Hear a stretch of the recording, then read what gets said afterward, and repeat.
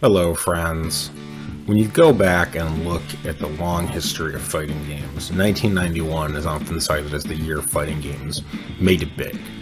With the release of Street Fighter II to the arcades, Mortal Kombat would come out the following year in 1992.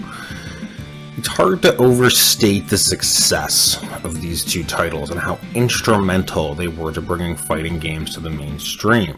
Street Fighter II and its various incarnations would garner 22 million units in sales by 1995. Mortal Kombat would eventually go on to become the most financially successful fighting game in history, topping out at a spine-ripping 80 million lifetime units sold. But even back in the early Midway days, the original sold a then shocking 3 million units on home consoles at the time of its release, with the sequel selling millions more. By 1995, fighting games were big business. Both Street Fighter and Mortal Kombat had big screen adaptations with varying degrees of success. 1991 may have been the start of it all, but 1995 was the peak. Street Fighter and Mortal Kombat were household names. Both had just been in theaters and had various terrible cartoon and toy lines attached to them. Fighting games had practically single-handedly staved off the death of the arcades for a few more years. But as we will see, the mid-90s saw a shift to consoles and away from arcades, with the most successful fighting games of the late 90s often being made specifically to run on home hardware over cutting-edge arcade tech. 1995 represents the middle point of this transition.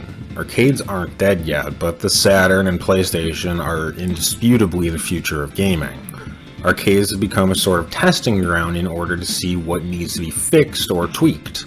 Think of it as the 90s versions of alpha or beta testing online before the game went wide to consoles, where they hope to sell millions of units like Street Fighter and Mortal Kombat before them.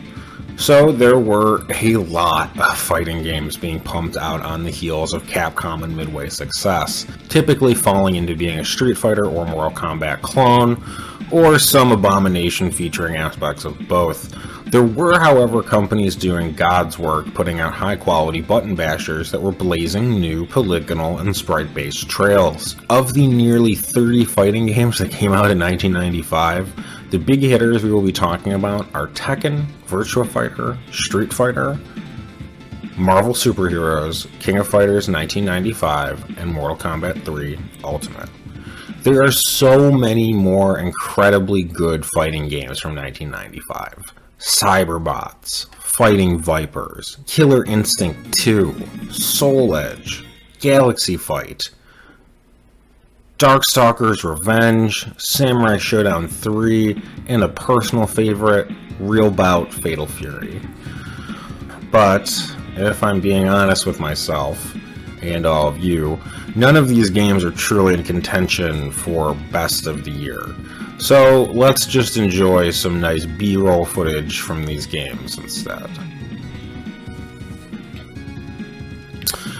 But what we are here today is to figure out what was the best game back in 1995 and which is the best game under current eyes. This will be a two-pronged analysis. A game can score extremely well from a historic metric but have aged badly, and vice versa. So, with that out of the way, let's get started. Street Fighter. 1994 was a seminal year for Capcom and Street Fighter, seeing the release of the most pitch-perfect Street Fighter to date, Super Street Fighter II Turbo, or Super Turbo as it's colloquially known. A competitive game so well polished and addictive, it is played competitively to this very day. Makini put that technique to good use there to close it out and go up 2-0. What are we seeing here in the screen? It is also the reason I made this video about 1995. At least a big part of it, because the 1994 edition would have really just been go play Super Turbo. But we aren't looking at Super Turbo. No, we are looking at two highly experimental games. One a roaring success, the other a poverty classic for years to come. The first game we will be looking at is the perplexing and misguided Street Fighter the movie, the game. Yes, this classic was the first real 32-bit effort from Capcom, and what a remarkable effort it was. Despite being absolutely ugly as sin, the game isn't half bad, using digitized versions of the cast from the cinematic masterpiece itself. Remember when I said the arcade was more or less a testing ground for console games by this point? Well, nowhere is this more evident than the Street Fighter, the movie, the game, as evidently the original arcade version plays almost like a rainbow edition of Street Fighter 2, adding insane gameplay mechanics like Guile getting handcuffs, among other wacky gimmicks. I'm guessing this version was not well received in arcades, as the home port ditches all of the wacky shit and instead plays like the world's ugliest version of Super Turbo. The game is virtually forgotten now, but at the time was a notable flop, and if it weren't for the second Street Fighter game that came out in 1995, this would have been a pretty dismal outing for the world's biggest fighting game franchise. But thankfully, we have the other experiment that they were working on at Capcom, Street Fighter Alpha. Using the power of the CPS2 arcade boards, it produced sprites the likes of which Street Fighter had never known, reintroducing much of the cast in a new bright anime style, and bringing back cast members from both the original Street Fighter and Final Fight, back when this was still a novel concept. While it wasn't using the latest and greatest polygonal technology, the sprites were huge and well animated, unlike anything else in Street Fighter up to this point. The game looked next generation. Sprites this big and well animated were truly eye-catching back in 1995. There is only one other game on the list that looks and sounds as good, but we will get to that later. Almost 30 years on, this game still looks and sounds great, a true testament to what the teams at Capcom were cranking out back in the 90s. Street Fighter Alpha also plays distinctly differently than practically any other game in the series, playing more like a vampire game or a Versus series title. The game employs the Magic series, so lights feed into mediums and mediums combo into heavies, and this works for the entire cast. However, Guy is top tier as hell in this game, and was so powerful that they let him keep his target combos from this game and just entered it into his normal bread and butter combo going forward. But was Street Fighter Alpha the best fighting game of 1995? Well, one could make the argument for sure. The problem is Street Fighter Alpha 2, in comparison, makes this game feel incomplete and shallow. It's clearly on the verge of greatness that would be fulfilled the next year. This game is good, but the chain combo system didn't return for a reason. It makes all of the characters feel just a bit too samey, with characters like Guy and the Shotos just being clearly the best. In some ways, this game has an impossible challenge. It had to follow up the act that Super Turbo left, and make everyone forget about the flop that was Street Fighter the movie, the game. And to Alpha's credit, it does do these things. The game would spawn 2 sequels that would improve on everything that was started here. If you wanted to give Fighting Game of the Year to this one, I wouldn't blame you, but I think there is just something missing from the first Alpha game. It really hasn't gotten much competitive love since its release, and has been completely overshadowed by its sequels. It's a very solid game for what it is, but I think even in our 1995 bubble, there are better games. However, I do feel like it's important to recognize the achievement that was made here. It's very easy to imagine a world where Street Fighter slipped into irrelevancy after the classic Super Turbo, but because of Alpha, that didn't happen. So, I'm going to give this game best revitalization of a classic series. Mortal Kombat 3 Ultimate. Mortal Kombat 3 is a weird game. While it was still highly successful, it was also a fairly divisive game at the time. It's hard to explain how real the hype was for this game back in 1995. As far as the most hyped games go, it has to be MK3 by a mile. It was supposed to be the Super Turbo of the Mortal Kombat world, but did it live up to this hype? Much like the movie, sort of. Mortal Kombat 3 is a genuine advancement for the franchise. The addition of chain combos and a run button were smart pickups to spice the game up. But the roster of the original MK3 is full of strange inclusions and additions that wouldn't hit home with the fans until many years later. Out of the 15 characters in the original Mortal Kombat 3, we are missing fan favorites like Katana, Scorpion, and Johnny Cage. The original Mortal Kombat 3's arcade and console ports launched pretty much day and date with one another as well, generally pissing off arcade owners who were accustomed to getting more time with the games as an exclusive. To kill two birds with one stone, before 1995 was even over, we would see an Ultimate update that would hit arcades well in advance of the 1996 console ports. The Ultimate version would see an impressive addition of 6 characters, including Katana and Scorpion, sorry Johnny, as well as classic Sub-Zero and Human Smoke as sort of echo fighters. To make matters even more messy, Sony had an exclusivity deal with Midway, so the original Mortal Kombat 3 would be a 32-bit exclusive to Sony's PlayStation. It must have been a pretty big check, reportedly being around $12 million, because the 32X, Jaguar, and 3DO versions were all promptly canned. But it's just as well as the Ultimate Mortal Kombat 3 would eventually make its way home to the PlayStation and Saturn the following year, as well as the 16-bit machines. MK3 is strange because it's a good game that got split into 2 games during the same calendar year. The first version is a good game with a weak roster. The second version is the same good game, cranked up to 11. Cutting it into 2 releases like this lessened the overall impact at the time for sure. MK3 came out in April of 1995. By November of 1995, arcades were already getting Ultimate Mortal Kombat 3. I distinctly remember people feeling ripped off that a new version of the game had come out hardly 6 months after the last one. I think that Mortal Kombat fatigue was also just starting to set in by this point, and Mortal Kombat 3 would be the last time the series would enjoy a mainstream spotlight for a long, long time. To be frank, I absolutely loved this game back when it came out. I got to play the original Mortal Kombat 3 on the Genesis and then Ultimate the following year on the SNES. My friends and I played Ultimate Mortal Kombat 3 on the SNES well into the lifespans of our PlayStations and N64s. We absolutely adored this game, and it would be where my series main, Jax, would become the cyborg American hero we all know and love. If this list was just based on nostalgia, Ultimate MK3 would win it with a bullet. In fact, I'm going to give this the nostalgia pick and say this game is worth playing, even though it's definitely not the best game of the year. Mortal Kombat 3 feels like it's caught between 2 eras, the 16-bit and the 32-bit. The DNA is squarely 16-bit. Even with adding running and chain combos, the game is still clearly a follow-up to the second game. Nothing too crazy was really done from a gameplay perspective. They stuck with smallish digitized sprites over going polygonal, a decision I think was necessary to get the game out timely but was criticized at the time.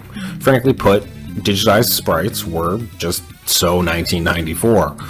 Now it was all about polygons. By 1995, MK3 looked a little dated compared to Virtua Fighter and Tekken. Hell, even Street Fighter had undergone a radical facelift from the year prior. Ultimate Mortal Kombat was also the closest thing Mortal Kombat ever got to an honest-to-goodness real FGC scene prior to the MK9 reboot. This game is not balanced, but if you want to watch smoke versus smoke mirror matches or, play them, more power to you. Smoke versus smoke, here we go. 4-7. Score is 2-2. Ultimately, I think it would be impossible to give the nod to MK3 for the best fighter of 1995. As much as I personally loved it at the time, the classic Mortal Kombat style was just growing very long in the tooth by 1995. The decision to go with an incomplete roster at first was also a poor one, making Ultimate feel like a necessary "we're sorry" instead of the explosion of content it really ought to have been. That being said, I can't tell you how much I love Ultimate Mortal Kombat 3, and to this day have a ton of feels for the SNES version and the later PS1 port. This is peak classic Mortal Kombat, and really wouldn't go on to be topped from a competitive standpoint until MK9 on the 360 and PS3, some 10 years later, which is a hell of a legacy. But as much as I love this game, it just comes with too many caveats to recommend without reservation. It's not Super Turbo, but it was a fitting end to the 16-bit era of Mortal Kombat before things would get really wild, entering into different genres and dimensions with future releases. But before Mortal Kombat lost its way in the woods, we did get one final classic. Winner, Retro Remy's Heart.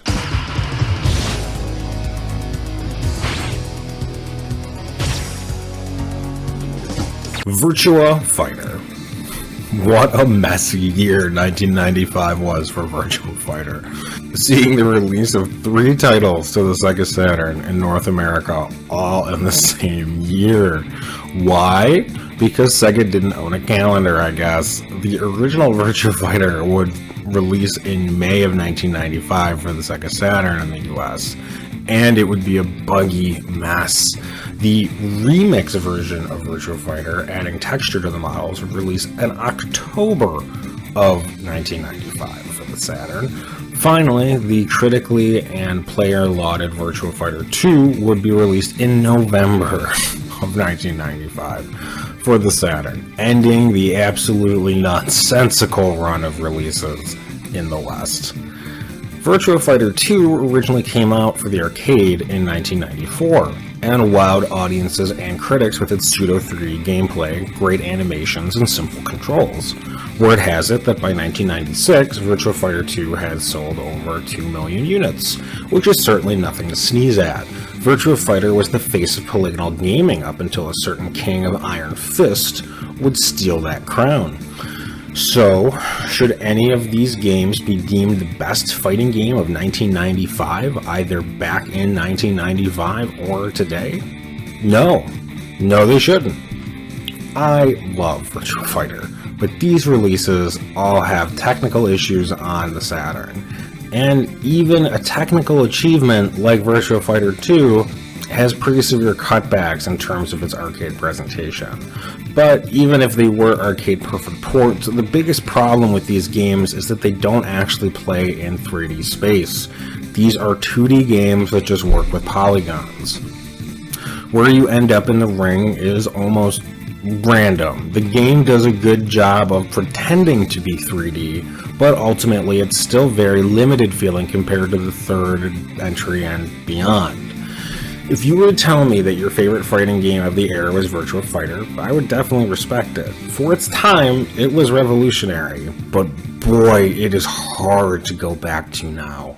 I think the first 2 Virtua Fighters, outside of historic and nostalgic curiosity, are too antiquated to get a whole lot out of at this point in time. They can still be simple fun, but it's impossible for me to recommend these over the later entries in the series. Tekken. If we were to take a step back to 1995 and you asked me what the best fighting game was, I would have told you Tekken. Not because it was, but because it had an aura of not looking or playing like anything else on the market. The graphics were just a cut above its contemporaries and ran without the problems on console that dogged Virtua Fighter. The gameplay was simple and intuitive, with each button representing a limb. Tekken has gone on to become an absolute juggernaut, selling millions and millions of copies and showing absolutely no signs of stopping. 1995 was a busy year for the franchise, porting the 1994 arcade hit Tekken to the PlayStation with phenomenal results. Then the sequel came out in arcades but wouldn't come home to the PlayStation to smash success until the year after. The arcade architecture used was based on the PlayStation hardware, so the ports are practically perfect. If you look at the sales metrics, Tekken should win this contest. The first would be the first fighting game on the PlayStation to sell 1 million units, and the second would go on to sell over 5 million when released in 1996. If you go by press from the time, it likely wins as well, as people were in love with Tekken, myself included. It's hard to overstate how good this looked in 1995. The problem is we are no longer prisoners to the moment, and in the full light of day, Tekken and Tekken 2 just haven't aged that well. The graphics, once so special, are now comical in just how basic and frankly ugly a lot of the world is. While it beats Virtua Fighter visually when compared against the 2D offerings on the list, I would rather look at every single one of them than these early polygons. the problem is compounded by the fact that the first two Tekken games just don't feel like Tekken yet. Much like Virtua Fighter, Tekken wouldn't find the third dimension in the gameplay until the third entry. This makes the first two entries frankly painful to play. You want to sidestep, but you can't. The problem is made worse because Tekken employs auto-blocking, so you need to just memorize what's high, low, or mid in every string. It's frustrating when you can normally just move out of the way in every modern version of the game. Perhaps it's because I still actively play Tekken, but going back to these games was rough. I can't really say between Tekken and Virtua Fighter which is better at this stage. Both just feel incomplete, and despite what Tekken will become, I don't think I can give this a recommendation to a modern audience.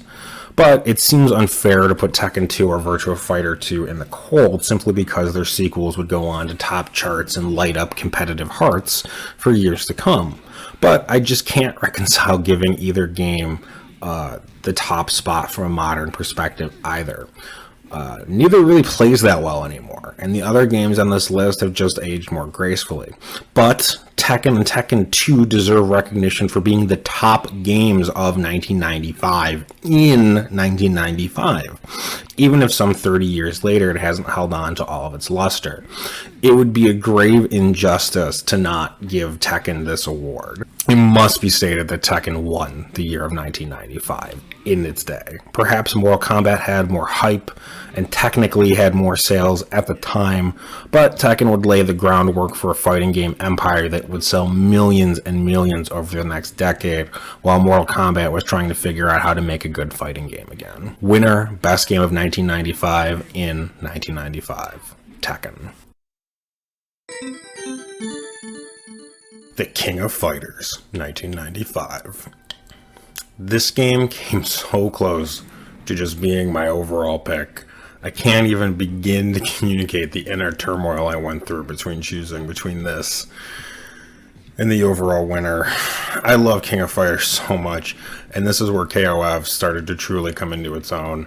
With a staggering 26 character roster, this game is truly in a league of its own on this list in terms of size and scale. If it were the most fighting game, KOF 1995 would win by default. This is also the first KOF to allow you to mix and match fighters between teams, a feature that would become standard in all future KOF games. I didn't come to this game until many years after its release, and I don't think very many Western gamers did either. The game did fairly well in Japan, selling about 300,000 units in total across the Neo Geo hardware available at the time, but was hardly a blip on the radar in the West. SNK had never really found much success in the United States, despite valiant efforts. KOF 95 unfortunately didn't do much to alter this trajectory. It wouldn't be until later entries like 97 and 98 where the West would sit up and take notice. That also puts us in a weird spot for our list. I wanted this to be a spotlight onto an old game that is still worth going back to. And in that respect, KOF 95 is absolutely still worth your time.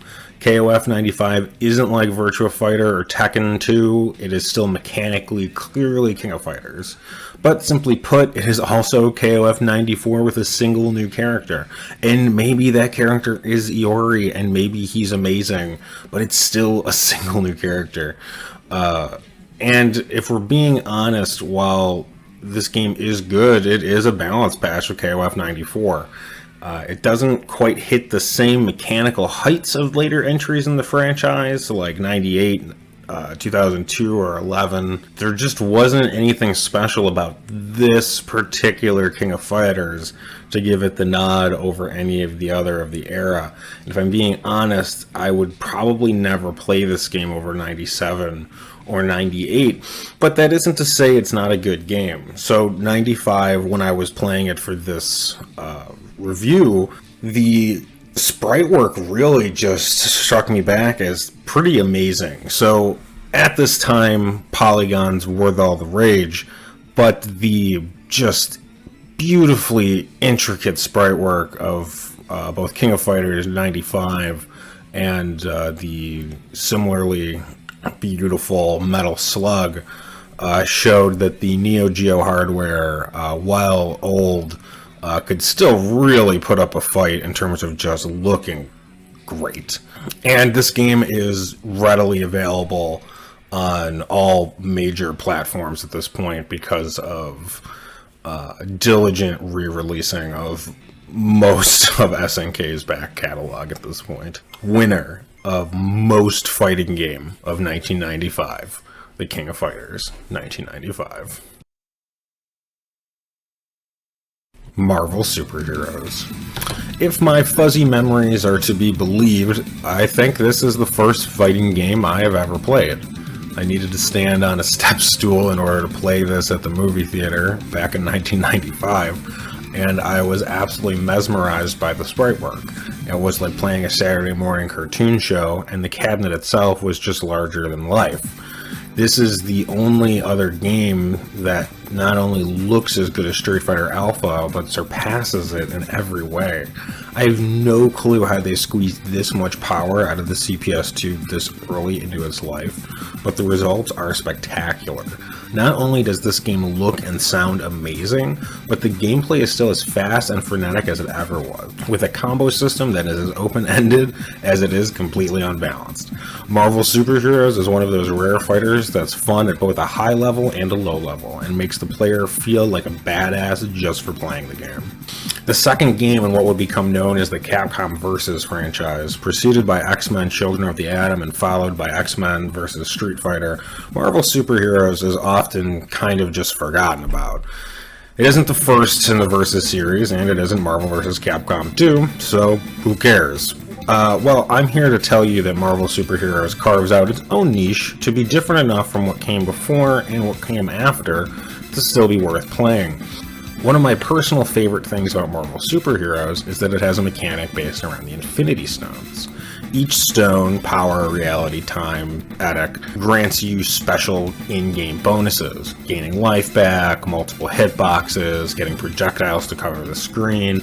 This can really change the flow of matches drastically. It also reminds me a little bit of Power Stone, which is always a good thing. Years later, Marvel Infinite tried to institute a similar system, but just didn't really manage to pull it off nearly as well. So it's still very much going back to, so it's still a fun system in this game that's very much going back to, as it really hasn't been topped. The cast is also an excellent assortment of well-known heroes and lesser-known characters that are all just beautifully animated against these comic book vistas. I don't even really like Marvel, but Capcom just killed it with these designs. The anime-adjacent art style just clicks, and back in 1995, this was the pinnacle of pixel art, in my opinion. So there's a few things I feel like I need to say about this game, too. Yes, there are infinites in this game. There are lots of infinites in this game. Essentially, every character has infinites. I'm not going to tell you that this game is balanced or a bastion of competitive viability. Also, if you're looking for competitive games to get into from 1995, I'm sorry to tell you, I don't think there are any still kicking around. So while this game does have loads of infinites, I don't think that actually makes these old Versus games, and this one in particular, any less worthwhile to go back to. For one thing, you have to learn the infinites for it to be a problem, and you have to be playing against people who know infinites for it to be an issue, and that often requires hours of dedication to getting comfortable with intricate strings and loops, and I don't see that happening. I think for the sake of playing these games casually, which is really what I'm talking about here, you can't do better from 1995 than Marvel Superheroes. I don't think Virtua Fighter or Tekken hold up as well because of the lack of sidestepping, and I think for a modern audience that would be quite frustrating.